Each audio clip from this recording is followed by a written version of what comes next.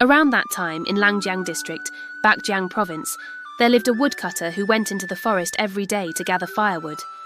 He exchanged the wood for rice to feed himself. One day, while chopping wood on a high mountainside, he looked down into the valley. He saw the plants and trees swaying incessantly. Curious, he picked up his axe and went down to see what was happening there. From his hiding place, the woodcutter watched in horror as a white-faced tiger thrashed about, leaping up and down, clawing at the ground. The tiger occasionally reached down to grab at its throat. The woodcutter looked closely and saw a large bone stuck deep in its throat. The more the tiger clawed, the deeper the bone went. Opening the wine flask from his belt, the woodcutter took a few sips for courage. He climbed the tree and shouted, "Your throat hurts, doesn't it? Don't bite me, I'll take the bone out for you."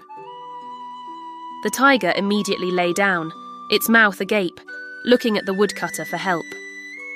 The woodcutter reached into its throat and pulled out a piece of beef bone as thick as his arm. The tiger was free. It licked its lips, looked at the woodcutter, and then slunk away. The woodcutter called after it, telling the tiger where he lived. "Tiger!